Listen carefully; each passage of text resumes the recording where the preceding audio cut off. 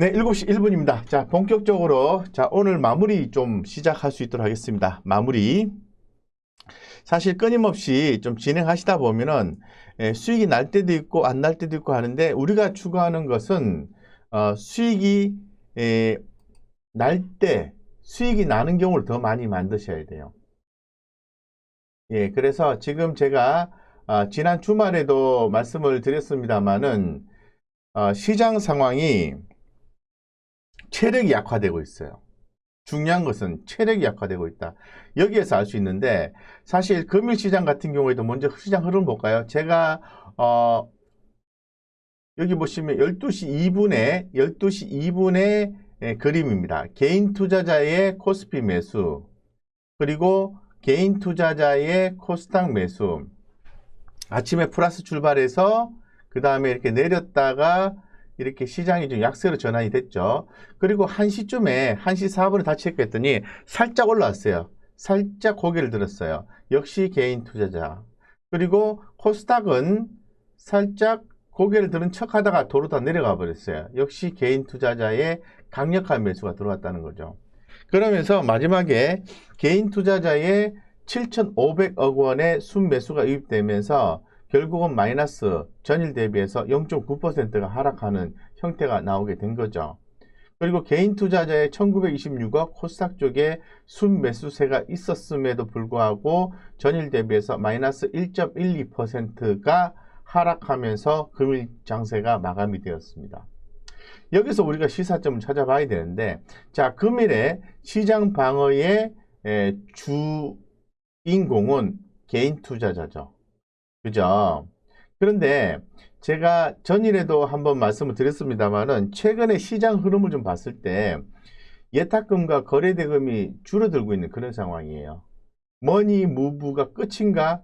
쉽게 말씀드려서 은행의 정기예금이라든가 이런 여유자금이 정시 쪽으로 많이 이동을 했었는데 그 부분이 좀 많이 약해 돈이 계속 들어온다고 하는데 예탁금과 거래대금이 줄었다고 합니다. 그래서 동학개미의 숨고르기가 이어지는 것이 아닌가 퀘스천 마크. 그래서 보면은 예탁금 5개월, 거래대금 4개월 만에 감소 전환했고 작년보다 여전히 많은 경우긴 하지만은 줄어들었다는 거죠. 코스피 사상 최고 행진 후 조정기, 개미, 동학개미도 관망세 숨고르기. 자, 여기서 우리 모두가 개미 투자자이고 개인 투자자이긴 합니다만은 제가 늘 옛날부터 근거 없습니다. 근거 없이 의심하는 거 뭐냐 하면은 개인 투자자의 탈을 쓰고 참여하고 있는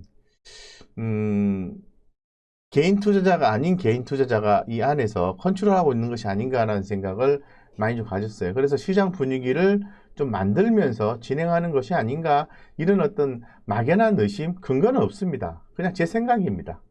그런 의심을 좀 굉장히 많이 해요, 사실은. 근데 그러한 세력들이 어떤 그 주식을 우리 개인 투자자에게 넘기고 이제 빠져나와야 되는데 지금은 시간적 여유를 두고 계속 진행하고 있는 것이 아닌가 이런 생각을 두고 있습니다. 어쨌건 이러한 기사가 지금 최근에 좀 나오고 있는 상태고요.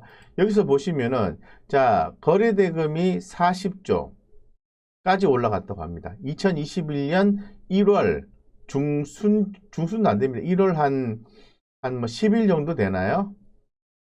밑에 볼까요? 예.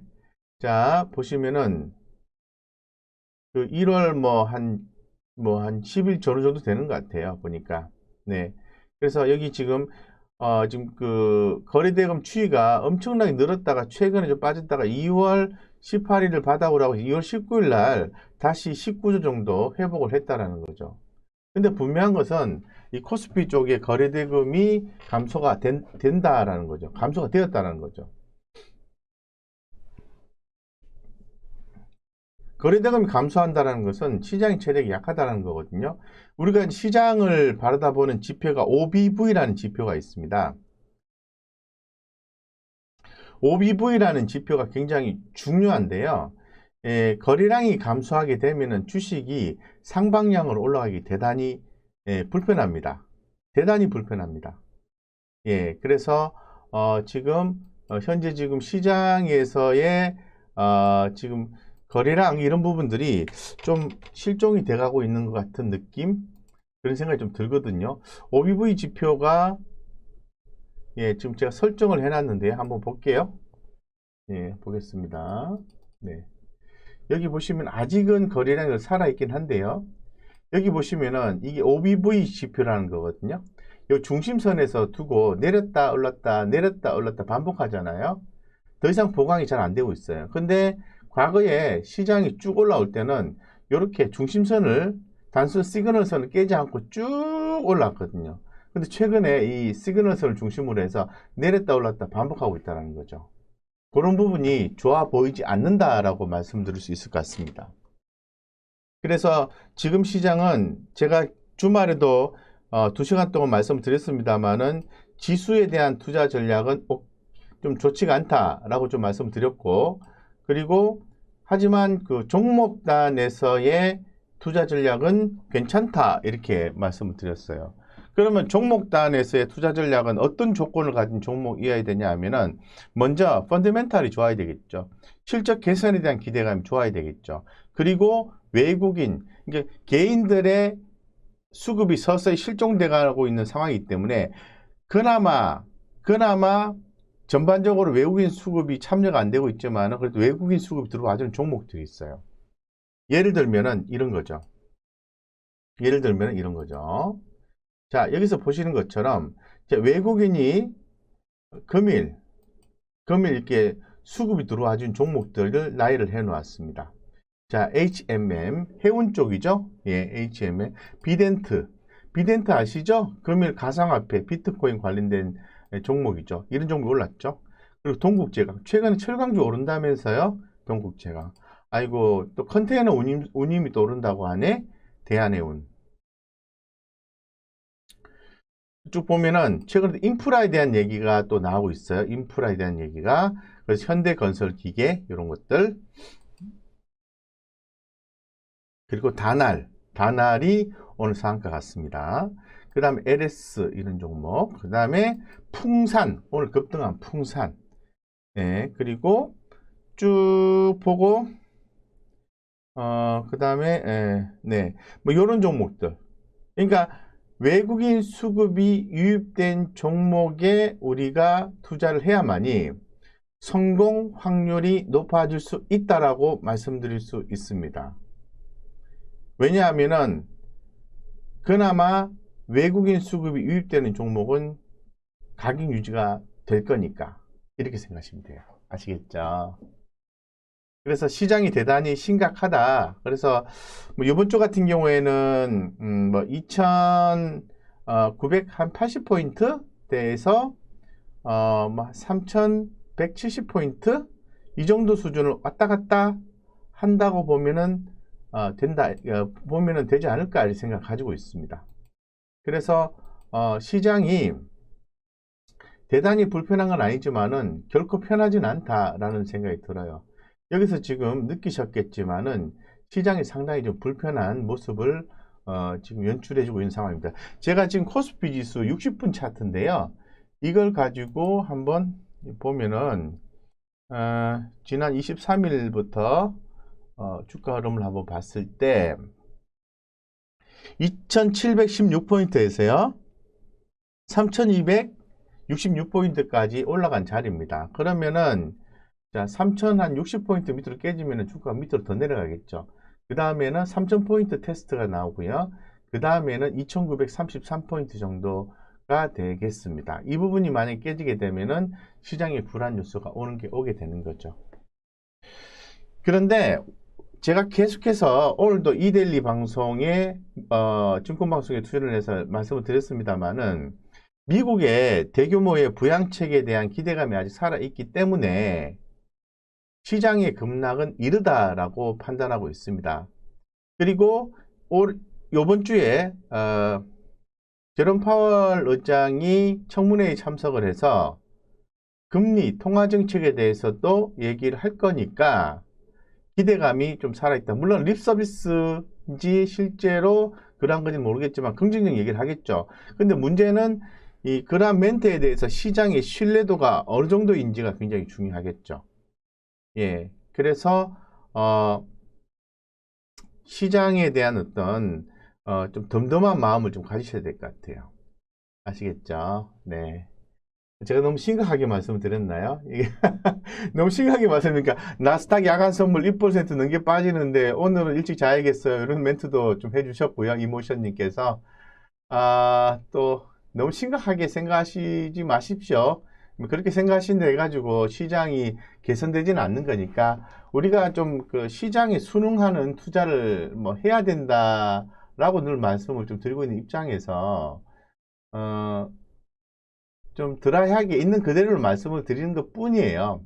사실 종목에서 우리가 수익을 내고자 해서 지금 많은 분들이 이렇게 함께 노력하고 있는 거지 않습니까? 그러면은 이제 방법론인 거예요. 예.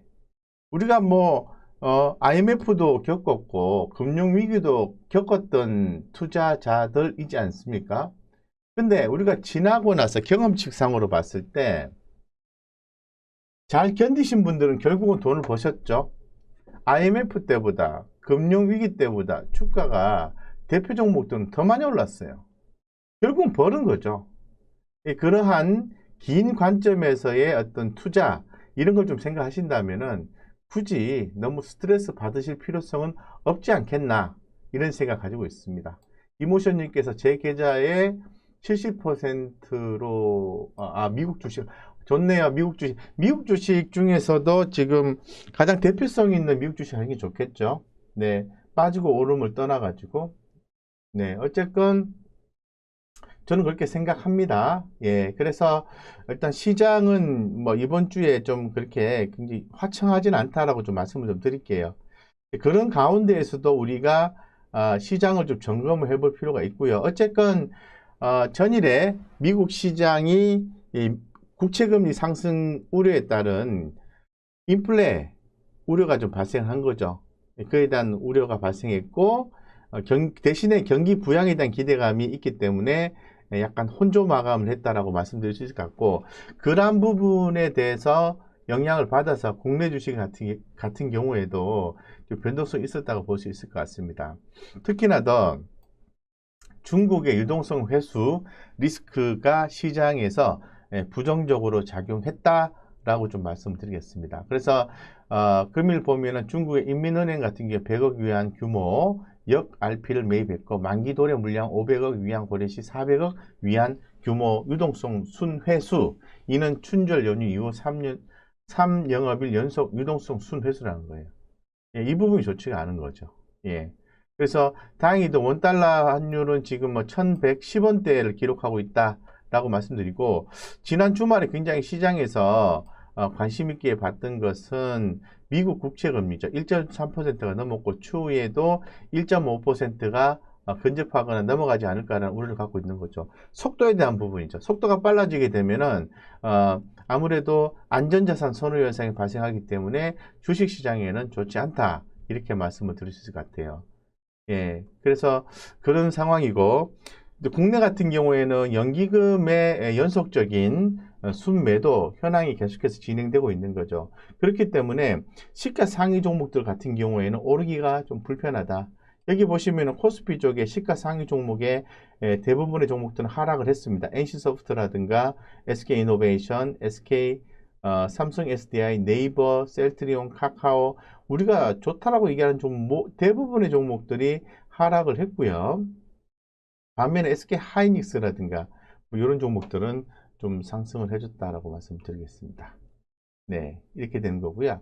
그래서 시장은 일단은 굉장히 좀 좋진 않다라고 좀 굉장히 좋진 않다? 표현이 좀 그렇네요. 네, 좋지는 않다 이렇게 좀 표현을 할게요. 예, 그렇게 좀 보셔야 되고요. 오늘 좀 시장에서 움직였던 업종이나 섹터를 우리가 늘 체크를 하셔야 돼요. 그래야만이 스캘핑이든 스윙이든 중장기 투자자든 하실 수가 있어요. 제가 이제 말씀을 드리고 제가 좋다라고 말씀드린 종목들이 보면은 경우에 따라서는 스캘핑도 가능하고 스윙도 가능하고 중장기 투자도 가능한 종목들이 참 많습니다. 그래서 제가 추구하는 것은 저는 스캘핑이든 스윙이든 중장기든 수익만 나면은 챙기자라는 입장이기 때문에 어떤 것만 주로 한다라고 말하진 않는데, 그래도 시장의 변동성을 이길 수 있는 방법은 세월을 보내는 거기 때문에, 예를 들어서 이런 투자를 원하는 거죠. 이런 투자를 그래서 오늘 제가 이익 실현을 이제 이익 실현 하셔야 됩니다. 갖고 계신 분들. 자, 코나이라는 종목을 지난번에 말씀드렸잖아요. 24,000, 5,000원대에 사서, 그, 환기 종목, 탈피, 이런 경우가 나오면 판다고 했잖아요. 오늘 47,000원. 사실 제가 43,000원까지 1차 목표가 말씀을 드리고, 나머지는 추가로 더 말씀을 드릴게요 했는데, 사실 제가 최종 목표가는 얼마냐면 48,000원이에요. 오늘 47,000원까지 갔습니다.